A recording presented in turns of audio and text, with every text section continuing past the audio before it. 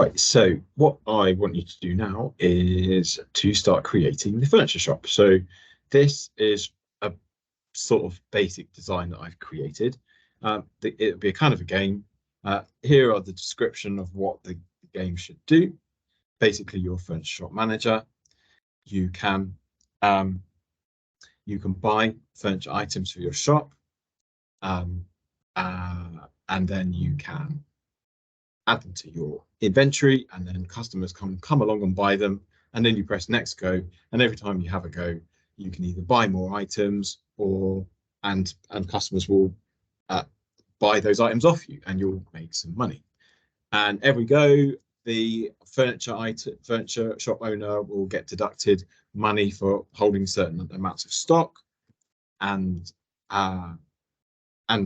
will gain money when the customer buys things. And so your idea is, can you manage this furniture shop to make a profit? So that's the basics of it. But to get started, let's have a quick look at Visual Studio and understand all the different components of it. So this is what the example that I've created today with the class. So basically, there's these two boxes here. I put the name of I could label them, but the name of the item, of the furniture item, I'm going to put like chair. And I'm going to put the price here, 20. When I press that, it creates an object here, creates a furniture object with the name and the price from those text boxes. And then it adds it to this list box here. So that's just kind of getting you used to how to create objects and then add them into other components. Right, so let's start from the beginning with this. Let's create a Windows format. Let's call it Furniture Shop Lesson 1. Let's create that. What you've got down the side here is the Solution Explorer. So all the different files and classes and things that you've got in there, like Form CS. That's the main thing. It's our view, our form. And then at the bottom, you've got the properties of that form where you can adjust the names, the IDs, the colors and things, right? So, and then we've got an output window down here. So you can do like console log statements so you can see what's going on in your program. And then if I double click on form, we get to the code behind. And this is the code that controls that view. And we're going to add a few simple components. How do we add the components? We click on Toolbox, we go to Button, and then we're going to change the name of this button. So we look over in the properties, and you can either list the properties by category, or you can list them by alphabetical order. So if we list it by alphabetical order and we look for the text, then we're going to change that to press me, or let's call it create furniture item, right? So we're going to create a furniture item when we push that. We're also going to change its ID as well. So we need to refer to these buttons and text boxes and things in code, and they need IDs. So press button. I don't know. You should give it a good descriptive ID. It's not a great thing. Then we're going to get some. I'm going to get a text box like this, and another text box like that. So these are the things that I'm going to add the properties in of our furniture class. So name, price is what it's going to have at the moment. And then we're going to have this list box so that once we've created these objects, we can put the names into. So these are things that need special IDs. So the list box will be furniture list box. And this one will be name field. This one will be a price field, right? We should get some labels as well to make it a bit more user friendly. I'm going to get a label here, and I'm going to put it there, and I'm going to copy that and paste it.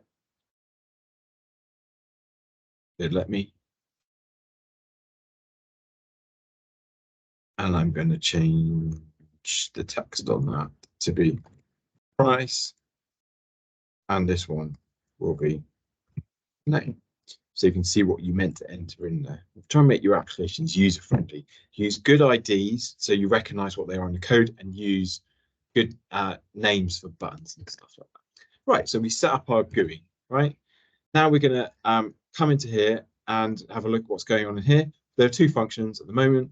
There's form1load, which is the form1 class, sorry, is called form1, and it extends form. So form is a GUI component. And then we've got form1, which is the constructor, and then we've got form1load. So this loads the visual things that you need for that view object, or for the view. So what we need to do first is we're going to create our furniture object. So we go here, project, add class, and then we're going to create this furniture object. And we're going to give it two properties, string name and int.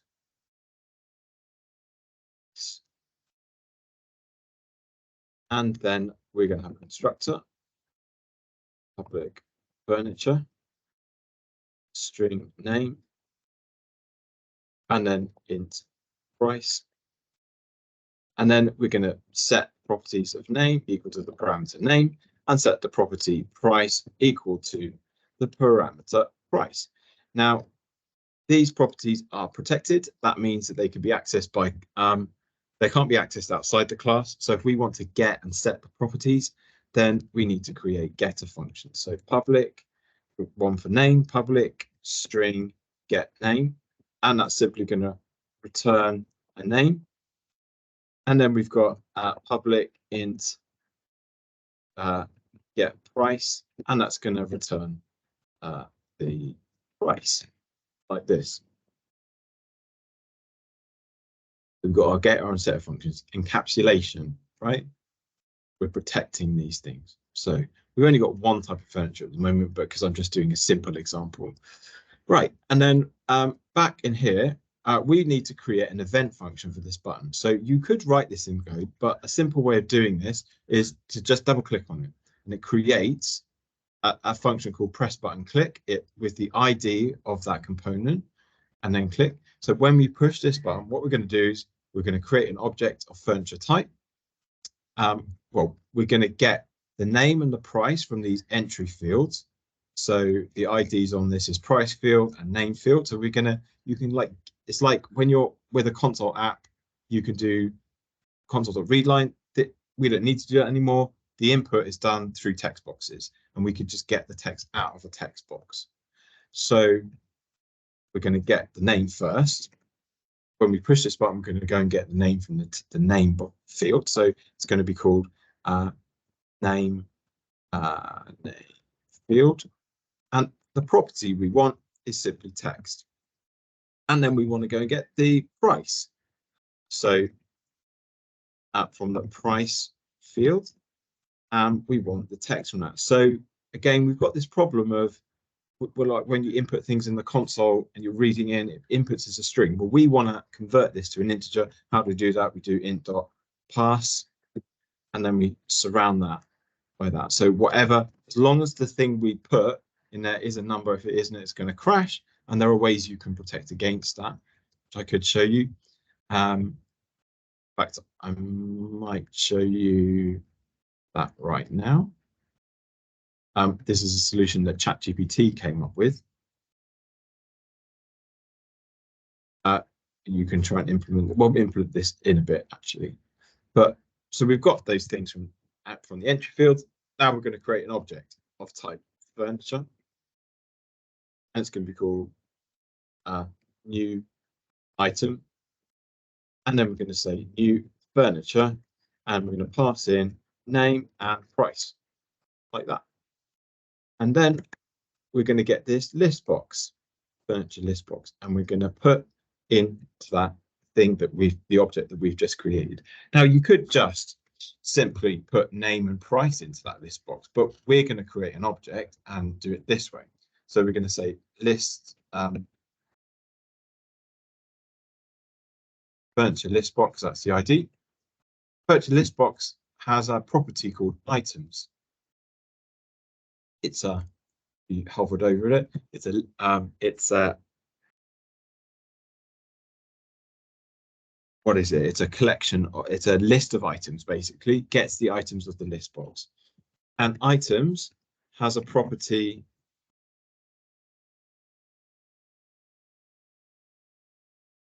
we're simply going to add the name of the item through the object, new item, dot name, get name, and then we're going to add on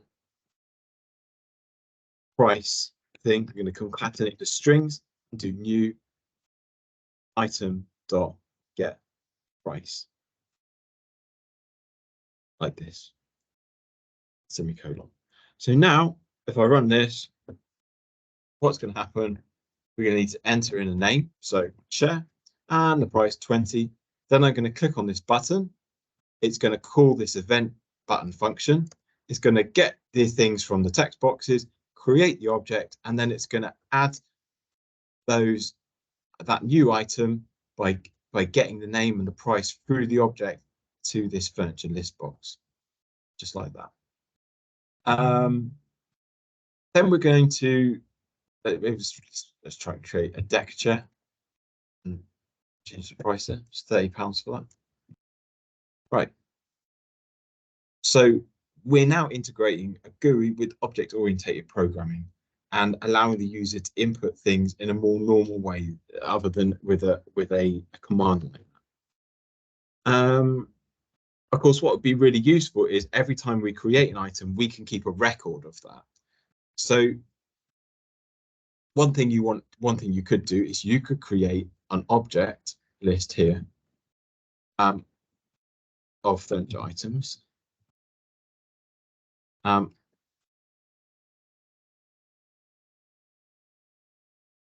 then we're going to set that to be empty. Actually, no, we're going to set it to have a size, aren't we? We're going to say new furniture, set to be a size of 100. And then what we're going to also need is we're going to need to have an item number. So we're only having 100 items in there. Well, we need to keep track of, so we don't keep overriding every time we push the button.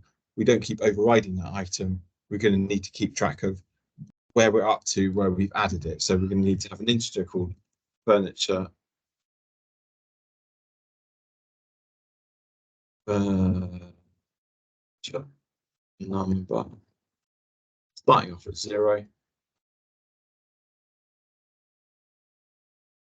Every time we create a new item, we're going to say furniture items at furniture number, and then we're going to insert this new item that we've created.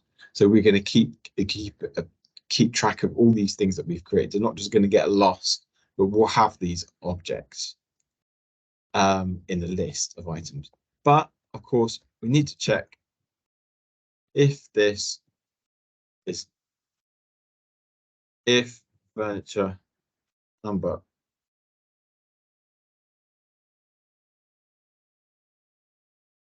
is at less than 100. If it is, then we can do all this stuff. Right. And we're going to need, every time we add a new furniture item, we're going to need to add furniture. We're going to need to add one to it. And you'll see how we can use this later on in the next tutorial.